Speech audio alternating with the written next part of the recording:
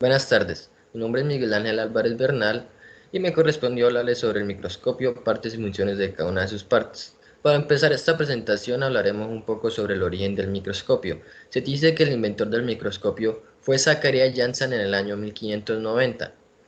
El microscopio tuvo una línea de evolución en el cual atribuyeron grandes físicos y matemáticos, entre ellos Galileo y el holandés Antonio Lagrange, entre otros.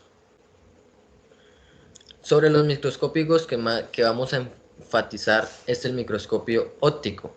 Este a su vez se clasifica en dos, en microscopio simple y microscopio compuesto. Entonces el microscopio simple, como podemos ver, está formado por una sola lente y se le conoce comúnmente como lupa. Y el microscopio compuesto, en el que vamos a enfatizar en esta exposición, que es el que está compuesto por mínimo de dos lentes. Este proporciona un mayor aumento y también una mayor complejidad. Los microscopios pueden ser llamados según su número ocular como microscopio monocular, binocular y trinocular. Cada uno de estos posee diferentes funciones, ya que, como podemos observar, en el monocular posee solo un lente ocular en el cual solo podremos recargar un ojo. En el binocular, como podemos ver en la imagen que está en la mitad de estas dos, posee dos oculares. Este nos permite recargar los dos ojos y una característica muy importante es que podremos observar la muestra por mayor tiempo sin tanta fatiga como el monocular. Y por último tenemos el trinocular, que es más complejo, ya que tiene como el binocular los dos lentes y tiene un tercero, el cual tiene función el de podremos conectar una cámara para observar la muestra de un dispositivo tecnológico. Entonces tenemos el sistema mecánico. Dentro del sistema mecánico se incluyen todos los elementos estructurales que dan estabilidad al microscopio y, muy importante, que mantienen los elementos ópticos correctamente alineados. Entre ellos tenemos la base o pie, que es una pieza que se encuentra en el inferior del microscopio y sobre la cual se monta el resto de los elementos. Esta suele ser de una mayor proporción de peso para garantizar la equilibriedad y estabilidad del microscopio. Tenemos el brazo. Este constituye prácticamente el esqueleto del microscopio. Esta pieza es muy importante porque en este se constituirán diferentes partes del microscopio, tanto como las lentes del objetivo como del ocular se encuentran también conectadas a este brazo. Tenemos la platina. Esta es la superficie donde se coloca la muestra que se quiere observar. Esta suele ser transparente, ya que gracias a esto podrá ser atravesada por los rayos de luz para observar la muestra. Tenemos las pinzas. Las pinzas tienen una función muy específica, que es mantener la platina estable. Tenemos el tornillo micrométrico o macrométrico, con el cual podremos conseguir un enfoque más preciso sobre la muestra. Este tiene una función de movimiento para desplazar la platina. También tenemos el tubo. El tubo es la estructura que conecta el ocular con los objetivos. Es un elemento esencial para mantener una correcta alineación entre estos elementos ópticos. Revolver. El revolver es una pieza giratoria donde se encuentran los objetivos.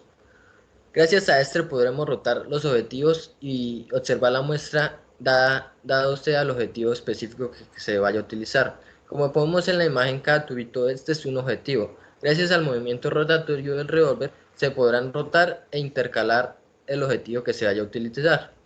Lo que vimos anteriormente fue el sistema mecánico, que es lo que constituye la estructura esencial del microscopio. Entonces vamos a ver el sistema óptico, que es uno de sus elementos más importantes, ya que gracias a esto es que podremos desviar la luz a las direcciones necesarias y así acabar generando una imagen aumentada de la muestra. Entre ellos tenemos focos o fuente de luz. Como su nombre lo indica, es la fuente de luz esencial que se genera hacia la muestra. Tenemos el condensador. El condensador es una pieza básica del sistema óptico y del sistema de iluminación de un microscopio. Este trabaja a su vez con el diafragma, que ya vamos a ver. Como podemos ver en la imagen, el condensador se encuentra en la parte de abajo de la muestra o de la plantilla. Este tiene como objetivo concentrar la luz que proviene del foco para iluminar la muestra. Como podemos ver en la imagen derecha, vemos que el diafragma nos proyecta la luz. El condensador lo que hace es concentrar los rayos de luz hacia la muestra. Seguido tenemos el diafragma. Como veníamos hablando, este trabaja a su vez con el condensador en el sistema de iluminación de un microscopio. El diafragma es el que regula la intensidad y el tamaño de luz que va a llegar a la muestra. Como podemos ver en la imagen, este se encuentra en la misma posición del diafragma. Como en la imagen derecha podemos ver que es como un circulito en el cual se ampliará o se regulará para permitir el paso de luz adecuado. Entonces tenemos el objetivo de un microscopio. El objetivo cuenta con una función muy importante, ya que este produce la mayor parte del aumento producido por el microscopio. Su complejidad radica del hecho de que los rayos de luz que atraviesan el objetivo se denominan imagen real. Estos rayos a continuación atravesarán el ocular, que es el que veremos a continuación. Por último tenemos el ocular en el microscopio. Gracias a este podremos observar finalmente la muestra. Como decíamos, este trabaja en conjunto con los objetivos, que los rayos de luz que pasan por los objetivos luego son conducidos hacia el ocular, finalmente observados por el usuario. Estos oculares son intercambiables, o sea que del microscopio se le puede intercambiar poniendo oculares de diferente medida según el caso.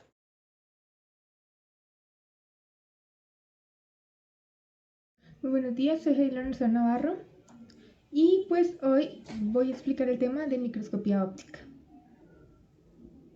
Microscopía óptica.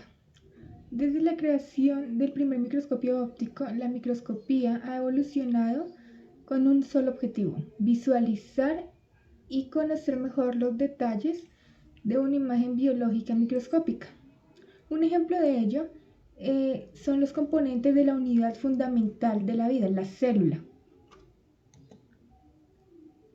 Los últimos descubrimientos en microscopía óptica han permitido llegar a comprender procesos de reconocimiento molecular. Este mecanismo es el que usa el sistema inmune para poder reconocer los microorganismos. Es muy importante. Ok. Por lo tanto, concluimos que la función de la microscopía óptica es facilitar la observación con detalle de procesos biológicos microscópicos. Es más, según un artículo del doctor Moreno y el doctor Castro en el Centro de Investigaciones de Óptica, dice que el desarrollo de nuevas técnicas de microscopía óptica permitirá visualizar características celulares que antes no se podían ver en el microscopio óptico simple. De allí la importancia de la microscopía óptica. Bueno, hay varios tipos de montaje en la microscopía óptica. Uno de los montajes es el montaje en fresco, que es el que explicaremos el día de hoy. Bueno, este montaje en fresco lo usamos para observar los organismos suspendidos en un líquido y verlos en sus condiciones de vida naturales. Así los microorganismos no van a sufrir ninguna alteración ocasionada por algunos colorantes. En la imagen de la derecha, la imagen 1 es una imagen de una muestra de esperma humano observada desde el microscopio. Este es un tipo de montaje en fresco. Podemos ver claramente la estructura de los espermatozoides, su movimiento, y pues lo mejor es que podemos observarlos en su ambiente de vida natural. Bueno, ¿para qué otra cosa sirve este montaje en fresco? Este montaje en fresco también sirve para ver los campos citológicos durante el proceso de división celular. Eso lo podemos observar aquí en la imagen 2. Y pues además este montaje en fresco nos sirve para evitar las alteraciones morfológicas en las bacterias. Estas alteraciones se dan a causa de que pues se disecan y luego se tiñen, entonces eso va a ocasionar alteraciones en la morfofisiología de esas bacterias. Ok, para explicar mejor todo esto del montaje en fresco, utilizaremos de ejemplo una práctica que es muy interesante, que es la observación de células sexuales masculinas a través del microscopio. Para hacer esto, con la ayuda de un gotero como el que vemos ahí, vamos a tomar un poco de muestra de líquido seminal y vamos a poner una gota sobre el portaobjetos. Luego lo vamos a cubrir con una laminilla cubre objetos. Y después vamos a ponerlo en el microscopio para poder observar nuestro montaje en fresco. Ok, aquí podemos ver el montaje en fresco que hicimos. Podemos observar el espermatozoide, claramente su estructura, su movimiento. Y pues en la figura 2 nos muestran la estructura de un espermatozoide para que pues podamos compararla con la imagen de la derecha y pues podemos diferenciar bien cada parte de la estructura del espermatozoide. Ok, el método gota pendiente. Es un método que usamos para el estudio de células y microorganismos, entre ellos bacterias y protozoos. ¿Para qué? Para evitar la evaporación de las muestras de observación en fresco.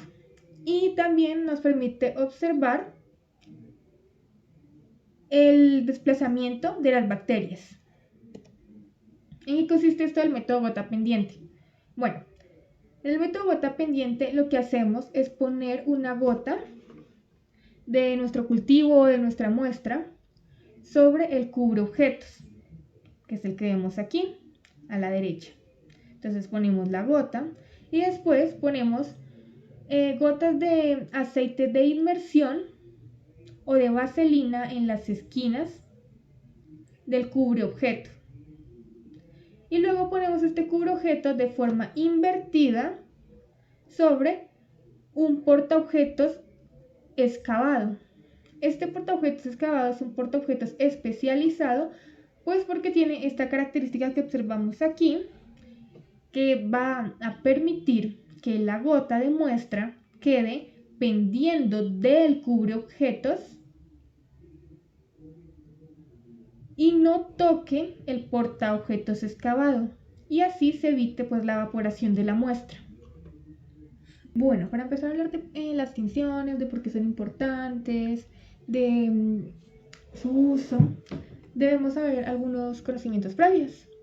Entre ellos, la histología. Resulta que la histología es la que estudia las células y su entorno. Y pues generalmente los que constituyen pues los tejidos del cuerpo.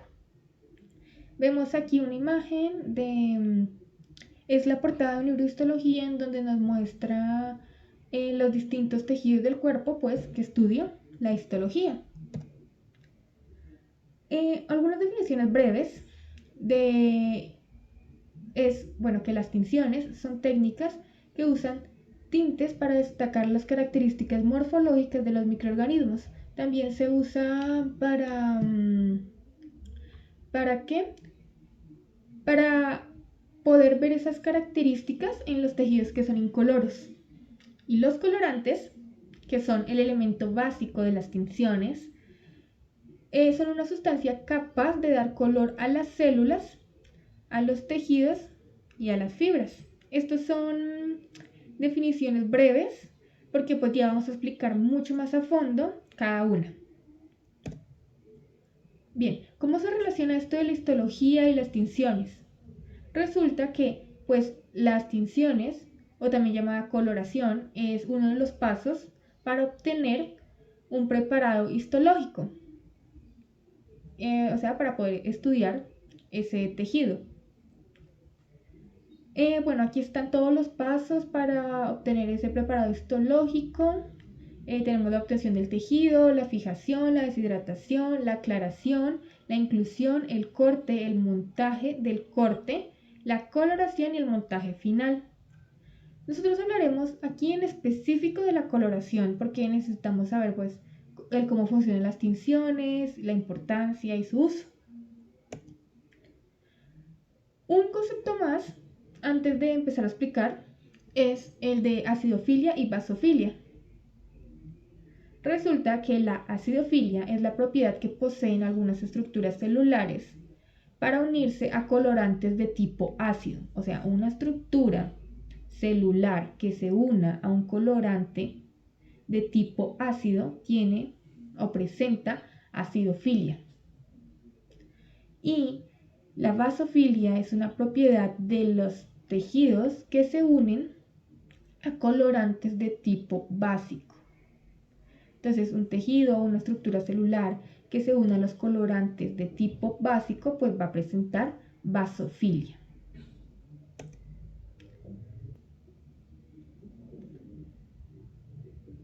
La coloración tiene la finalidad de destacar en contraste natural el material celular, ciertas partes de la célula, componentes tisulares, etc. Se utilizan agentes en contraste para que resalten, por ejemplo, los colorantes. Recordemos que los colorantes son las sustancias que poseen pigmentos con capacidad de transmitirlos a las estructuras celulares. Tenemos también que la coloración más comúnmente utilizada es con hematoxilina y eosina. Estos colorantes tienen hematoxilina una naturaleza básica y eosina una naturaleza ácida. Entonces, resulta que la tinción con hematoxilina e eosina se utiliza para obtener información sobre las características de los tejidos, la forma, las estructuras, y se usa también para el diagnóstico de enfermedades como el cáncer. Esta tinción con hematoxilina y eosina se divide en dos partes. Una primera, que es tinción por el colorante básico hematoxilina, y una segunda, que es la tinción por el colorante ácido, que es la eosina. El colorante básico pues va a hacer la tinción del núcleo y el colorante ácido va a hacer la tinción del citoplasma. Esta tinción con hematoxilina y eosina, para hacer esto, la hematoxilina se combina con sales de aluminio para formar un colorante activo llamado hematenia. Esta hematenia se va a dar por la formación de la oxidación de la hematoxilina. Se suele añadir la mitad del oxidante para poder oxidar toda la hematoxilina en solución. Este colorante se usa, pues ya como lo hemos dicho, para teñir el núcleo de un color azul o negro. Porque el núcleo se va a teñir con hematoxilina, un colorante de carácter básico. Resulta que el núcleo presenta ADN y ARN, que son sustancias de carácter ácido. Como lo dice aquí su nombre, me adelantaré un poco a esta parte. El ADN, pues ácido desoxirribonucleico, y el ARN, ácido ribonucleico, son de carácter ácido, por tanto van a tender a unirse con los colorantes de carácter básico. O sea, como lo habíamos dicho aquí, el ADN y el ARN van a presentar una fuerte basofilia, o sea que se van a unir a colorantes de carácter básico.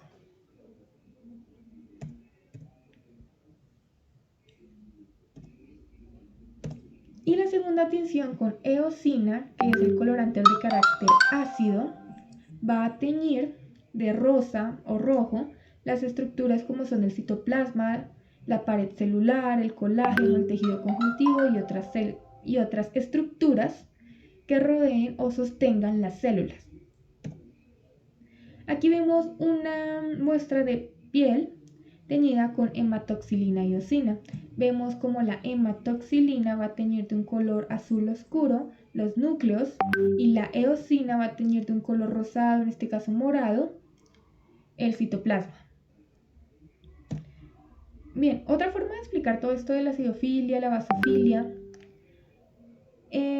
es en una práctica de laboratorio en el que pues queremos resaltar un componente tisular específico, en este caso el núcleo.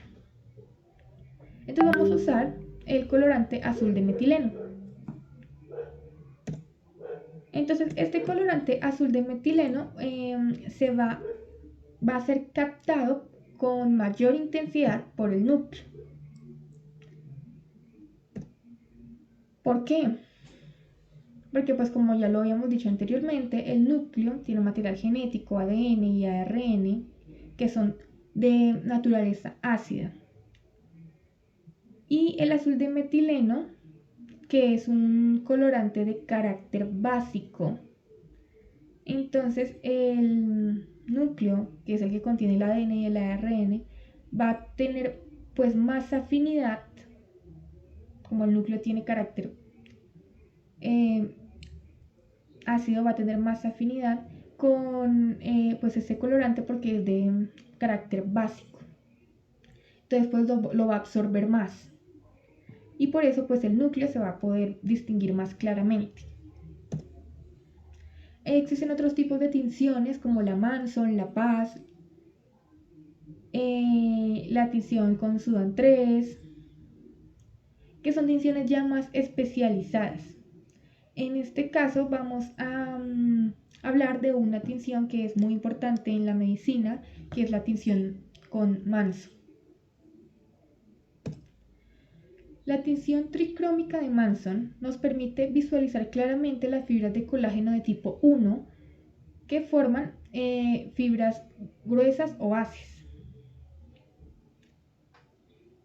También, pues esta tinción se va a usar para tejidos que se obtengan de biopsias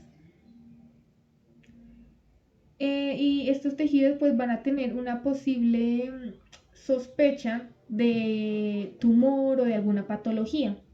Entonces, ¿qué va a hacer la tinción tricromática de Manson? Nos va a mostrar si hay un exceso de colágeno. Bueno, la tinción tricromática de Manson usa 3 colorantes: hematoxilina, fusina y verde luz. Bueno, entonces, ¿por qué el colágeno? ¿Por qué nos sirve saber si hay un exceso de colágeno? Resulta que el síndrome cirrosis hepático se genera por una constante inflamación en el hígado, lo que provoca una respuesta de cicatrización y el hígado va a empezar a producir una gran cantidad de colágeno para encapsular el daño. Esta gran cantidad de colágeno va a empezar a afectar al hígado, va a empezar a provocar un descontrol en las funciones hepáticas, lo que va a provocar que los pacientes que tengan esta enfermedad, cirrosis hepática, se vean desnutridos. Van a presentar también retención de líquidos y no van a absorber bien los nutrientes de los alimentos ingeridos. Aquí vemos la diferencia entre un hígado normal y un hígado cirrótico. Y aquí vemos, este es un tejido del pulmón que se tiñó con la coloración Manson. Podemos ver que las fibras de colágeno son de color azul, que las estructuras oxidadas y el citoplasma son de color rojo y que el núcleo de la célula es de un lila marrón. Aquí vemos otros tipos de tinciones, la Paz, la Sudan 4, la tinción con Asan, que son tinciones pues ya más especializadas.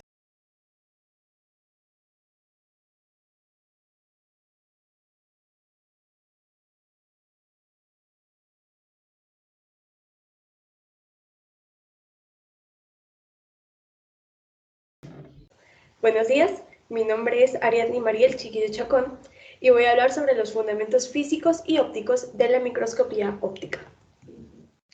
La óptica. La microscopía óptica requiere de luz para funcionar, ya que su resolución depende de las propiedades de la misma. Entender su funcionamiento requiere conocer algunas propiedades de la óptica, la cual es una rama de la física. Entonces, la óptica, como bien dijimos, es una rama de la física. Esta rama de la física estudia las propiedades de la luz y cómo nuestros sentidos, cómo nuestros ojos pueden percibir la luz y esos fenómenos que causan algunos materiales sobre ella. ¿Por qué dice que requiere de luz para funcionar? Bien, la microscopía óptica también es llamada microscopía de campo luminoso, es decir, requiere de luz. Es su resolución, la resolución de aquello que queremos observar, va a depender de las propiedades de la luz, las propiedades que podamos obtener, que podamos manipular a nuestro favor para poder llegar a ese objetivo que queremos, que es el de amplificar una imagen muy pequeña. La óptica de la microscopia es posible debido a los numerosos lentes que posee, actuando como una especie de lupa. Además, la luz posee diversas propiedades, entre ellas reflexión y refracción. Este es uno de los ejemplos de fenómenos que estudia la óptica. Reflexión y refracción. Entonces, los objetos que están a nuestro alrededor no emiten su propia luz. A pesar de que nosotros los vemos de colores y podemos decir que están iluminados por el hecho de que los vemos, ellos no están emitiendo su luz. Ellos aprovechan la luz de una fuente y absorben y emiten ciertos rayos de luz que son los que percibimos nosotros con nuestro sentido de la vista. Por ejemplo, una fuente puede ser una bombilla, puede ser el sol o cualquier otra fuente que como tal sí emita su luz. Los materiales pueden, como ya dijimos, absorber o reflejar la luz. Estos fenómenos son conocidos como reflexión y refracción. ¿Qué sería la reflexión? Es el cambio que tiene la dirección de la luz al incidir sobre un material opaco, es decir, que no absorbe casi luz. Un material opaco podría ser un espejo. Entonces aquí está el ejemplo. Podemos ver que la luz incide en el espejo, pero no sigue con la misma dirección hacia abajo, sino que la cambia en otra. Pero, ¿cuál va a ser ese ángulo con el que va a cambiar de dirección?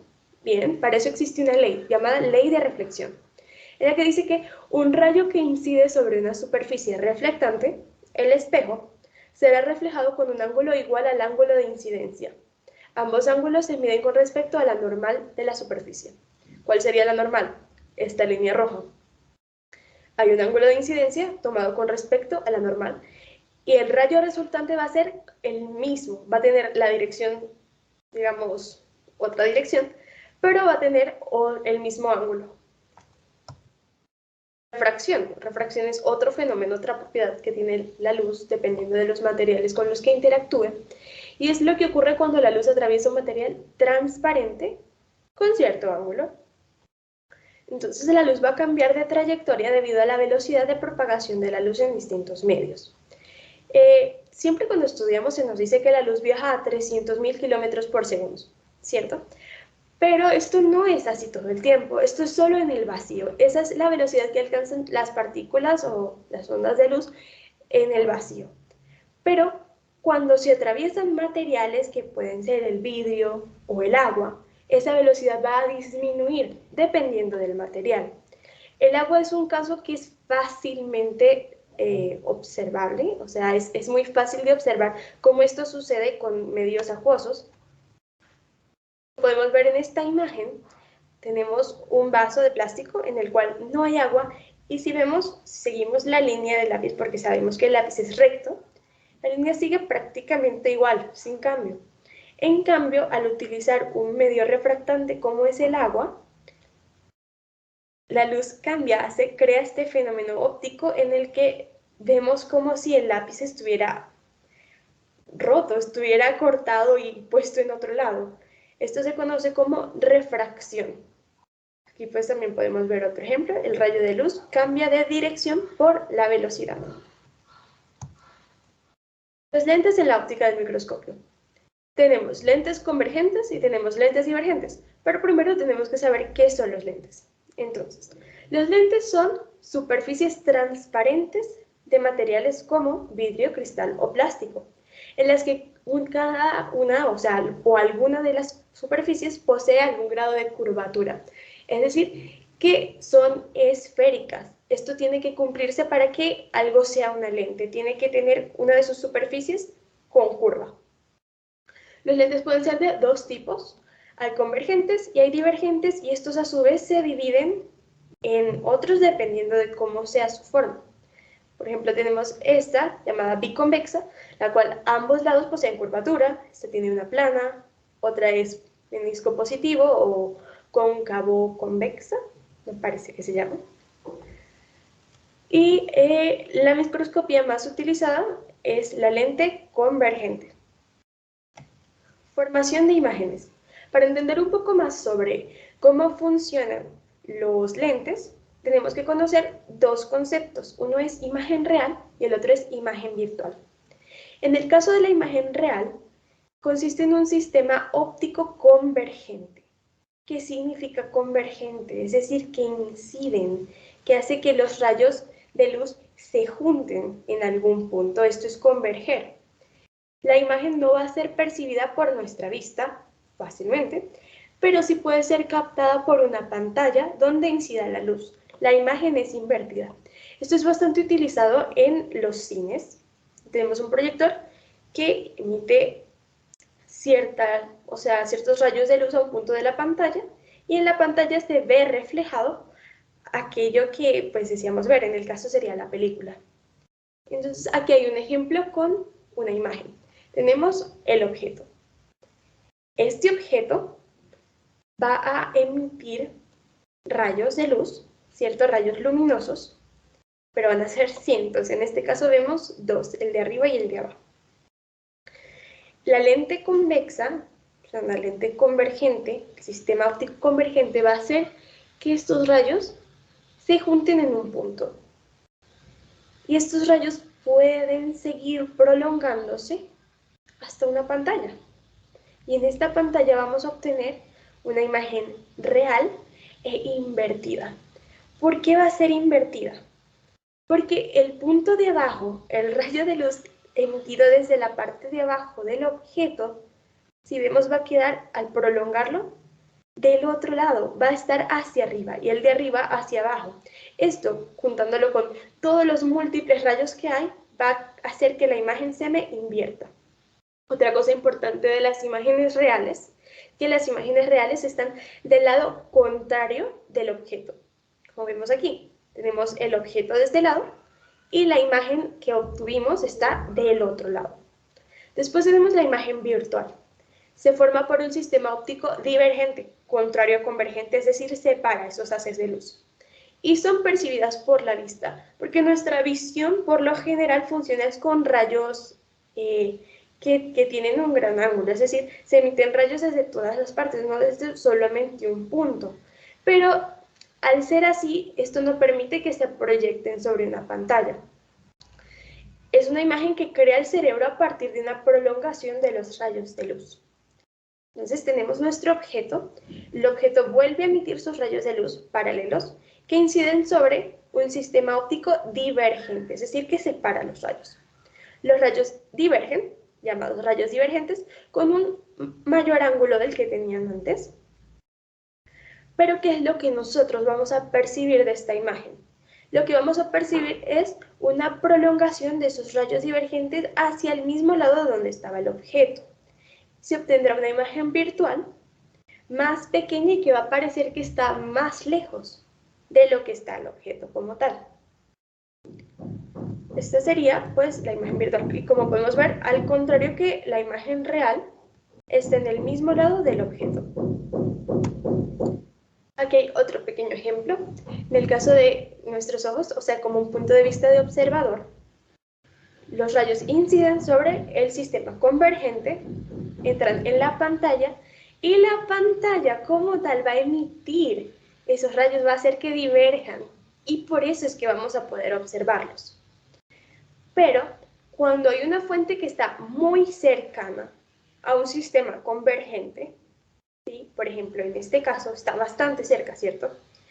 El ángulo que van a alcanzar los rayos desviados no va a lograr que converjan como tal. O sea que sí podemos observarlos, porque siguen divergiendo. Pero sí va a disminuir ese ángulo que tenía antes. Entonces ya en la imagen virtual vamos a poder prolongar esos ángulos, esos rayos, y va a volverse una imagen más pequeña, que pues está con una nomenclatura como A'. Pues a través de este objeto, entonces tenemos un objeto, lo estamos observando a través de la lente, lo vamos a ver lento y pequeñito. Ahora sí vamos a ver lentes convergentes. Las lentes convergentes, ¿por qué se caracterizan? Por ser más gruesas en el centro y más finitas en los bordes. También son llamadas convexas y, como ya dijimos antes, muestran una imagen real, invertida y aumentada para objetos lejanos. Para objetos cercanos muestra una imagen virtual, derecha y de menor tamaño. Esta es una representación que se puede ver en algunas gráficas. En vez de que se nos dibuje como tal la lente, se nos pone esta nomenclatura y pues tendríamos que saber que estos son lentes convergentes. La más utilizada para el microscopio va a ser la biconvexa. Una lente convergente actúa concentrando los rayos de luz en un punto llamado foco, que sería este. Tenemos las lentes divergentes, al contrario que las convergentes, son más gruesas en sus bordes y son más finas en el centro. Separan los haces luminosos paralelos que inciden en ellas, al contrario de todo lo de las convergentes. Los rayos van a entrar y van a tener ahora un mayor ángulo del que tenían antes y van a mostrar una imagen virtual y derecha. O sea, ellos no van a cambiar la dirección de la imagen. Esto es bastante importante porque lo veremos más adelante. Microscopio. El primer microscopio o microscopio simple está formado por una lente convergente, específicamente una lente biconvexa. Esto es una lupa. Las lupas que podemos observar día a día es una lente convergente. Pero en el microscopio óptico compuesto, que es el que utilizamos, el efecto de la lupa se amplifica al usar varios lentes, que harán que el ángulo visual aumente y por tanto la imagen parezca de mayor tamaño. Esto del ángulo visual lo veremos en un momentito. Algunas generalidades. Cuando se coloca muy cerca al objeto del ojo, existe una distancia llamada punto próximo, que es de 25 centímetros. Va realmente de 15 a 25 centímetros.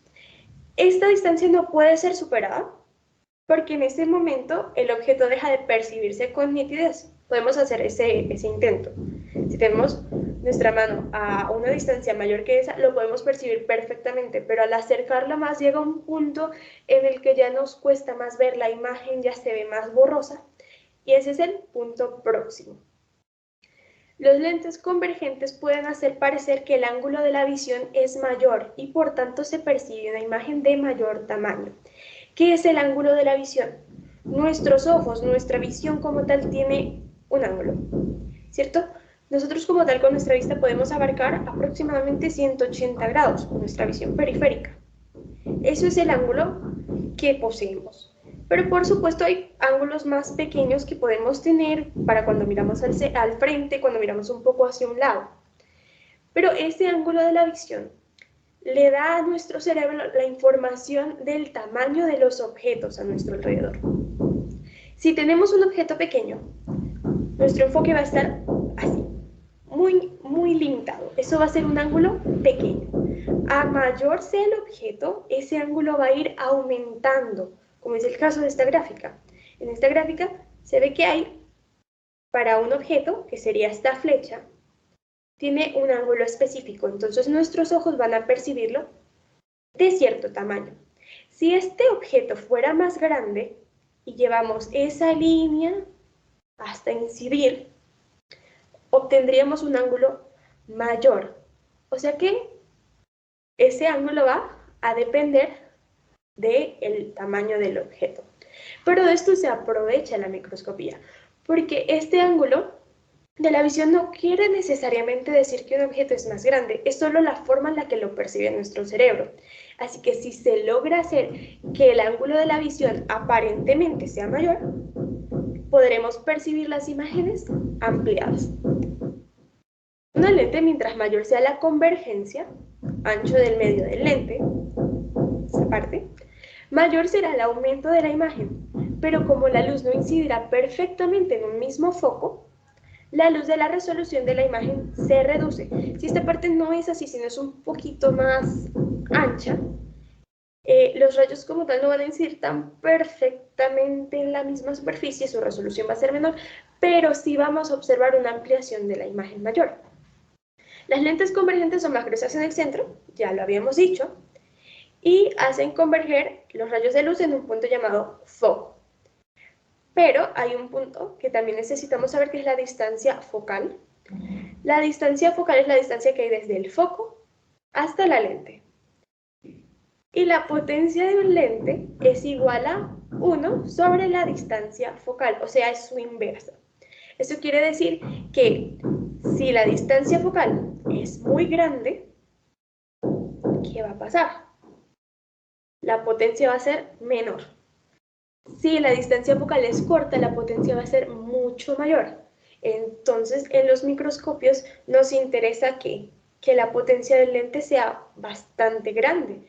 Por tanto, se utilizan distancias focales cortas, lo más cortas posible, sin que pues se causen algunas otras fenómenos que suceden en los lentes. La lente biconvexa. La lente biconvexa es de las más utilizadas en la microscopía. Ya habíamos dicho que es la que forma las lupas. La lente biconvexa puede hacer este pequeño fenómeno que ocurre así. Tenemos un objeto y somos el observador. El objeto está del otro lado de la lente. El objeto como tal, si no tuviésemos esta lente, sería de un tamaño de BAC. Esto sería lo que observaríamos.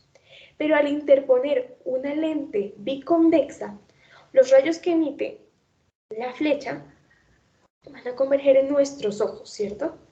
Pero nosotros no vamos a observar ese punto, porque ese punto sería el que tendríamos que observar en una pantalla. Entonces, ¿qué es lo que vamos a percibir nosotros?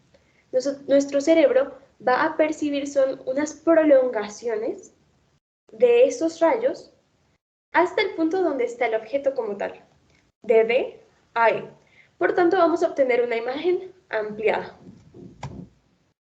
El microscopio óptico posee dos tipos de lentes asociadas entre sí. ¿Qué quiere decir que están asociadas? Que no están pegadas. O sea, son una lente en un lado y la otra lente en el otro lado. Una es el ocular, que ya habíamos visto en partes anteriores de toda esta explicación. Y el ocular posee lentes convergentes. Logra aumentar la imagen real del objeto actuando como una lupa. Él va a ser el que actúe como la lupa del microscopio. Esta sería más o menos la parte interna de un ocular. Tenemos la lente ocular, tenemos el segundo grupo de lentes, la tercera lente, el diafragma y la lente lectora de campo. Todas, como vemos, son lentes convergentes.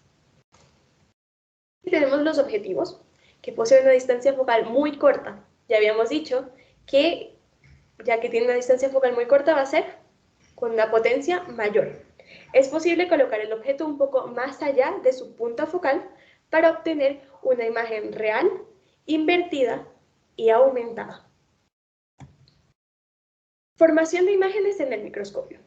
El objeto va a estar más cerca del objetivo, por eso se llama objeto, y va a tener una distancia focal pequeña, por lo que va a ampliar la imagen. El ocular, eyepiece, trabaja como lupa y tiene mayor distancia focal, ¿sí? O sea, no va a, digamos, tener tanta potencia, pero de todas formas va a ampliar muchísimo la imagen. Pero esta va a quedar invertida y virtual. Explicando un poco esto, tenemos nuestro objeto, representado por la flecha. Está a una distancia focal, está más cerca o más lejos de la distancia focal, está más lejos. Por tanto, vamos a obtener una imagen real e invertida. Así que esto va a incidir un rayo paralelo en el objetivo, ¿sí? Sus rayos, y van a incidir como tal en un punto 1, que va a ser llamado imagen o imagen 1 obtenida. Esta imagen va a estar invertida, vemos que la flecha está para abajo y ya va a estar un poco ampliada. Esta imagen invertida va a ser utilizada por el ocular como si fuera el objeto. O sea, para el ocular esto es el objeto. El ocular va a reflejar, va a refractar este objeto, supuestamente esta imagen, ¿hacia dónde? Hacia nuestros ojos, en forma paralela o casi paralela. Es decir, va a hacer que los rayos diverjan. Estos rayos que divergen, vamos a unirlos, vamos a prolongarlos hasta que puedan unirse. En el punto en el que se unen, que va a estar más lejos del objeto, vamos a tener la imagen 2, que es la imagen que se obtiene en el microscopio. Esta imagen va a estar invertida, va a estar ampliada, ¿sí? Y va a ser una imagen virtual. ¿Por qué? Porque está del mismo lado que el objeto. Y estas pues serían más o menos los aspectos ópticos y físicos de la microscopía óptica. Gracias.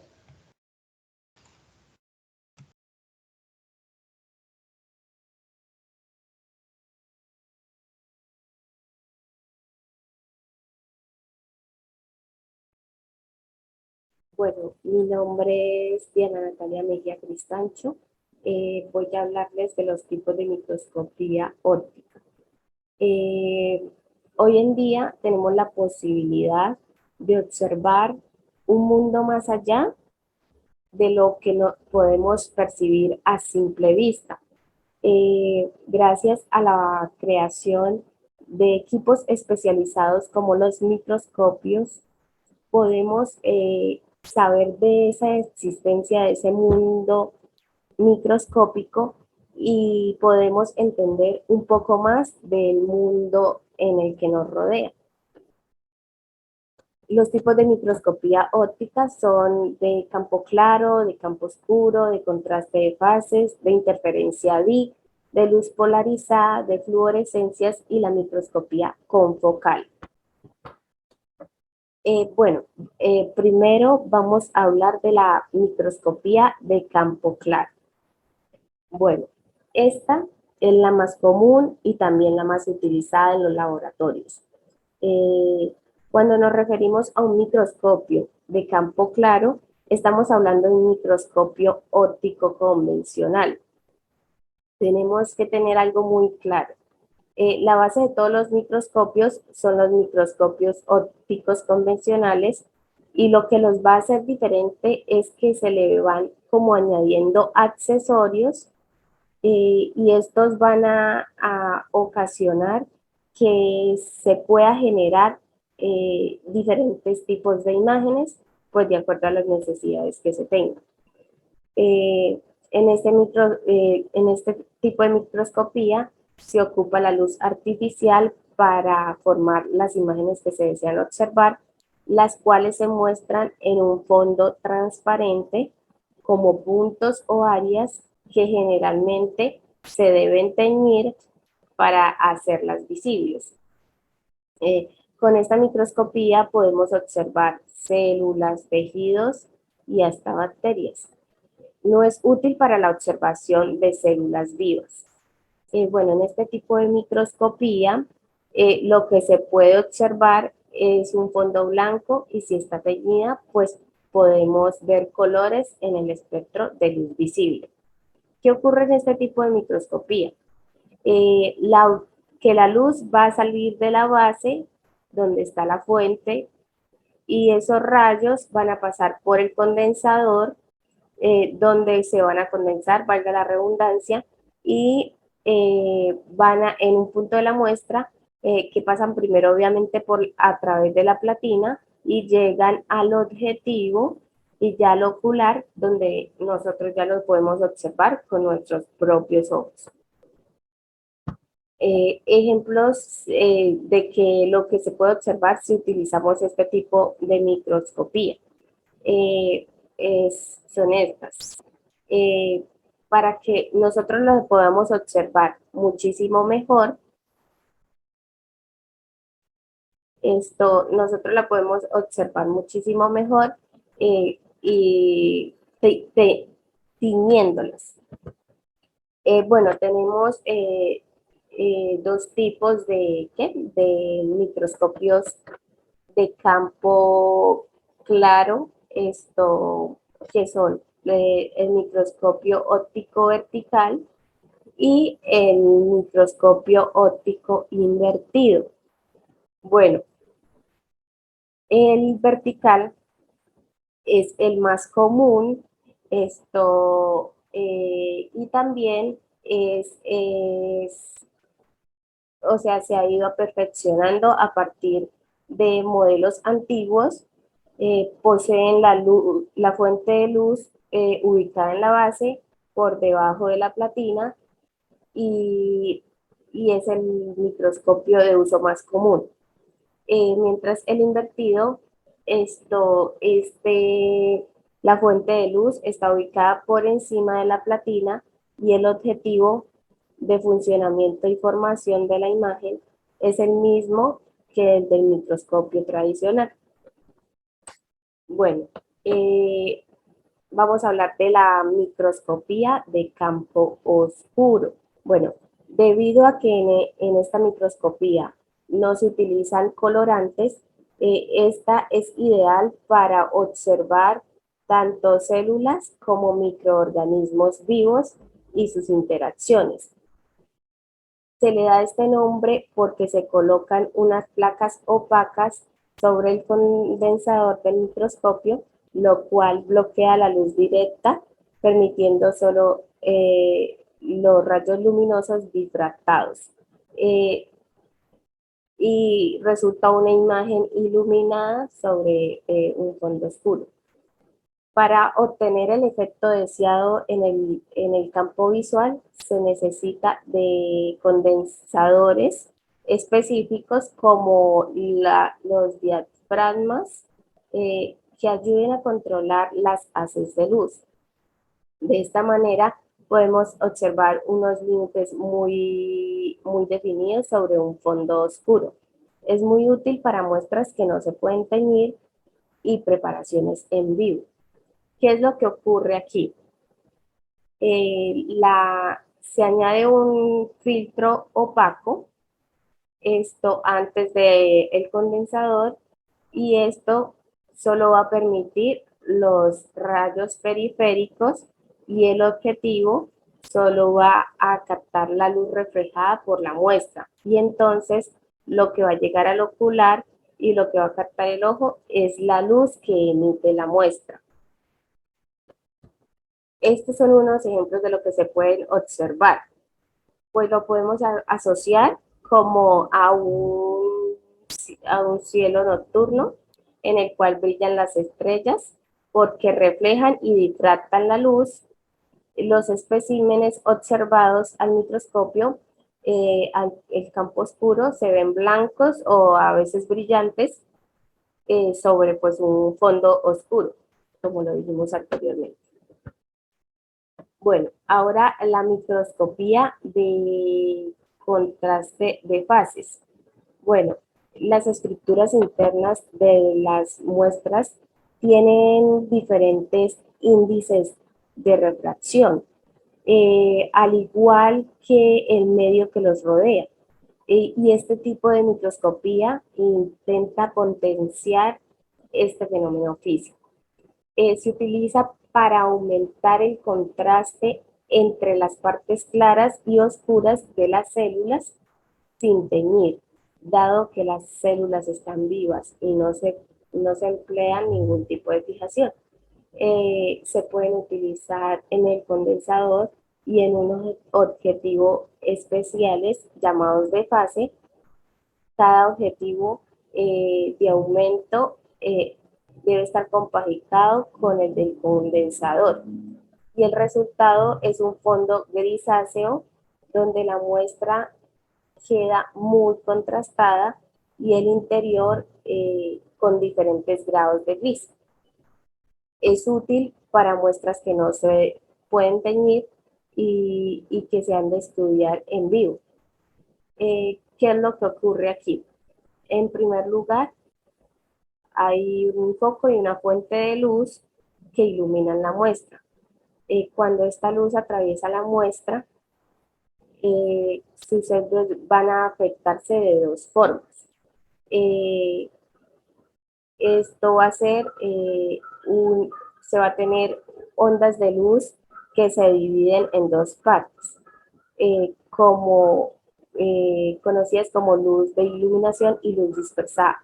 La luz de iluminación es la que atraviesa la muestra sin tener ningún cambio, mientras el resto de ondas conocidas como luz dispersada experimentan un cambio de fase debido al índice de difracción. Y bueno, y esto se da porque la luz viaja de forma más lenta mientras pasa a través del espécimen. En consecuencia, cuando la luz sale de la muestra, hay una diferencia de fase entre las ondas de luz de iluminación y de la luz dispersada. Estos son algunos de los ejemplos que se pueden observar si utilizamos este tipo de microscopía. Como podemos ver, o como ya habíamos dicho anteriormente, lo que se puede observar es un fondo gris. La muestra queda bastante contrastada y el interior pues va a tener diferentes tipos de grises. Bueno, ahora vamos a hablar de la microscopía de interferencia DIC. Bueno, en esta se utiliza para mejorar el contraste en muestras transparentes sin teñir. Se utiliza cuando la muestra es muy gruesa para ser utilizada en una microscopía de contraste de fase. Es una técnica de microscopía de luz que emplea filtros polarizadores y prismas que producen imágenes con tridimensionalidad, aunque el relieve obtenido pues no es real. Este se caracteriza por su buena resolución y contraste que ayudan a discernir tanto detalles superficiales como estructuras internas. El uso de prismas permite obtener imágenes colores brillantes sin necesidad de aplicar protocolos de tinción ni de preparación de muestras. Bueno, el paso de la luz a través de los prismas produce birrefringencia, que es el fenómeno físico que explota esta técnica. La polarización de la luz produce una acutancia de la imagen en los bordes de la muestra y este tipo de microscopía se caracteriza por su buena resolución y contraste que ayuda a discernir tanto detalles superficiales o estructuras internas. La microscopía de interferencia es en sí la microscopía de contraste de fases, sino que se le añade un prisma al objetivo para que ésta pueda autocolorear las muestras. Estos son algunos ejemplos de lo que se puede observar si utilizamos este tipo de microscopía. Se pueden observar las imágenes abultadas, sino que tienen un plus que es poderlos ver a color.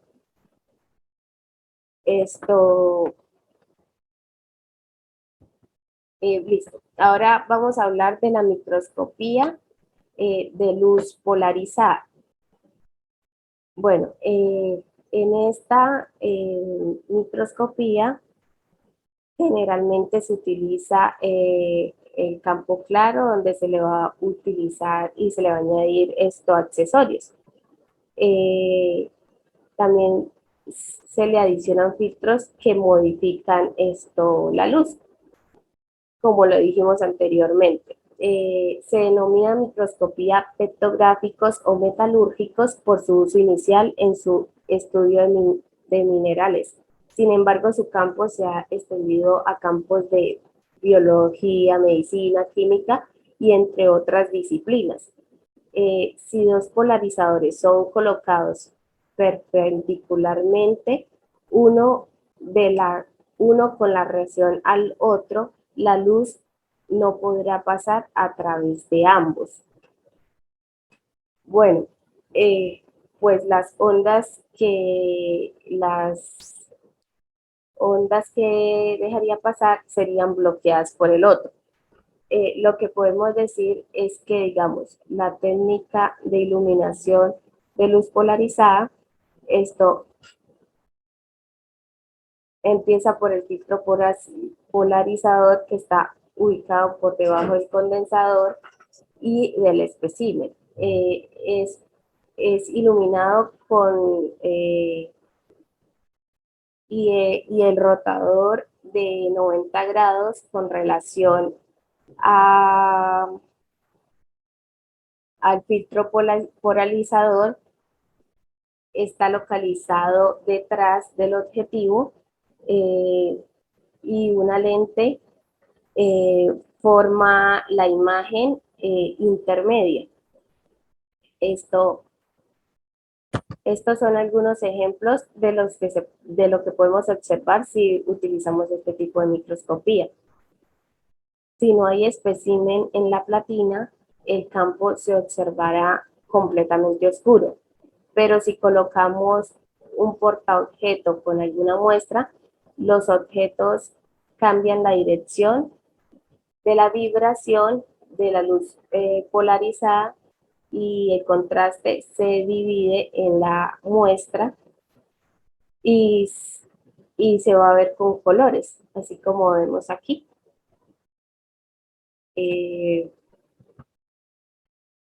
Bueno, ahora vamos a hablar de la microscopía de fluorescencia.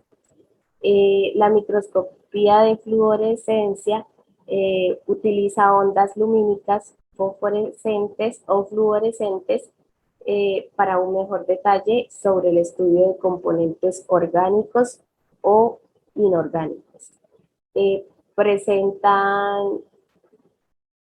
También aprovecha esta propiedad de las sustancias para poder manejar filtros de la magnitud de la onda que incide y presenta limitaciones a causa del desgaste que puede presentar el componente lumínico fluorescente debido a la acumulación de elementos químicos causados por el impacto de los electrones desgastando las moléculas fluorescentes.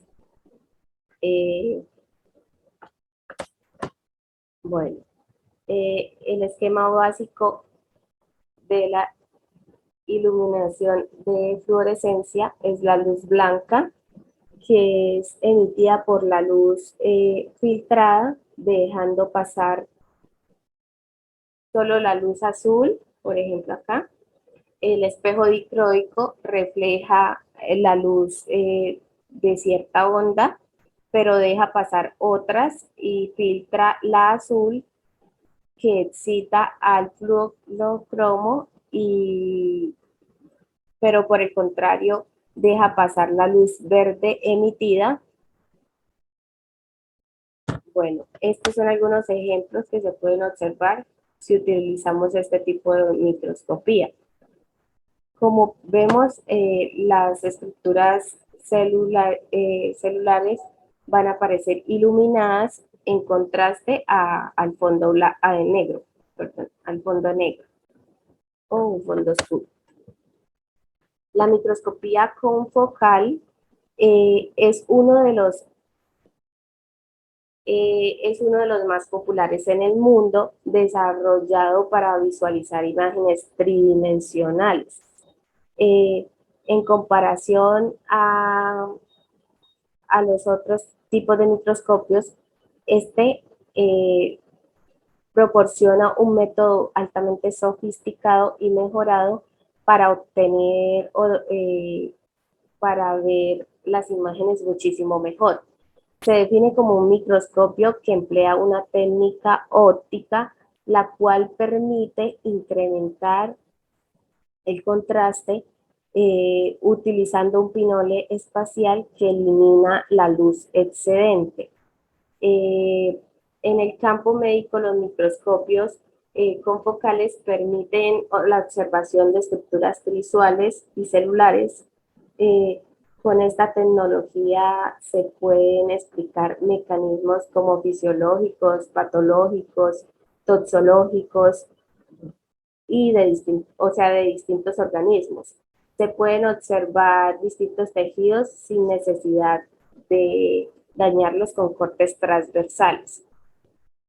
El rayo de láser es filtrado por un agujero, por un espejo dicroico, es enfocado mientras un lente objetivo sobre el espécimen y estimula la fluorescencia presente en este mismo. La fluorescencia es recolectada por el objetivo y dirigida al espejo dicroico que la refleja y pues lo dirige hacia un detector. El segundo filtro se coloca al detector y solo deja pasar la luz proveniente del plano y del enfoque y la fluorescencia fuera del foco están por encima y por debajo del foco. No pasan por el agujero y pues no van a formar la parte de la imagen. Estos son unos ejemplos si utilizamos este tipo de microscopía. Y pues vamos a observar el fondo negro y se va a observar como en el anterior caso, la iluminación en fluorescencia. Y pues obviamente se va a tener una imagen mucho más nítida. Les voy a hablar de la relación entre la microscopía y la medicina. Bueno, ¿qué podemos decir? El microscopio nos ha brindado la posibilidad de ver más allá de lo que el ojo humano es capaz de captar a simple vista. Sin la creación de la medicina no hubiera podido avanzar a lo que hoy en día es.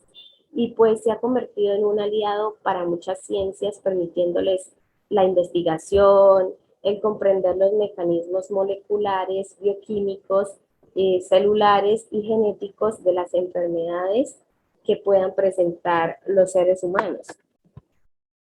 Algunos casos especiales de la influencia de la microscopia en la medicina, pues son, por ejemplo, los microscopios quirúrgicos. Estos son utilizados para realizar cirugías de diferentes especialidades y pues también cuando tenemos tejidos que se deben intervenir, el médico necesita aumentar su visión. Y de esta manera la manipulación y la reparación de gran cantidad de sistemas como las venas, los vasos sanguíneos, los nervios y pues es de suma importancia este tipo de microscopios, ya que hacen que los médicos puedan hacer cirugías con mayor precisión y obteniendo mejores resultados. Algunos de los campos médicos donde se utiliza este tipo de microscopio con mayor frecuencia son el oftalmológico, el neurológico, el odontológico y pues entre otros. En la investigación de las enfermedades también el microscopio juega un papel muy importante, ya que pues él nos permite la visualización del interior de las células y la identificación de moléculas de ADN, los cromosomas y los átomos, pues esto es posible que se investiguen las enfermedades y se puedan, por medio de estas, por medio de estas investigaciones, realizar medicamentos y tratamientos para combatirlas con mayor efectividad. En el estudio de organismos, partículas y microorganismos, pues podemos decir, por ejemplo, que en los microorganismos que producen enfermedades, identificarlas, como dijimos anteriormente, pues nos permite eso, nos permite ayudar a identificar enfermedades para poderlas combatir mucho mejor. También se da en esto como el descubrimiento de nuevos seres vivos, de los cuales no se tenía algún conocimiento, y pues cada vez se hacen microscopios más sofisticados que amplían temas puntuales y que muy interesantes para la medicina. El estudio de virus y estructuras moleculares es de suma importancia, ya que nos permite tener una precisión atómica a la hora de realizar observaciones de macromoléculas y pues también de estructuras nanométricas. También es de gran ayuda, digamos, ya que el microscopio nos posibilita la construcción tridimensional de las partes que conforman los diferentes tipos de célula, y es una herramienta bastante útil para el estudio de los virus, ya que nos facilita tratamientos para pues erradicarlos. Esa sería toda nuestra exposición.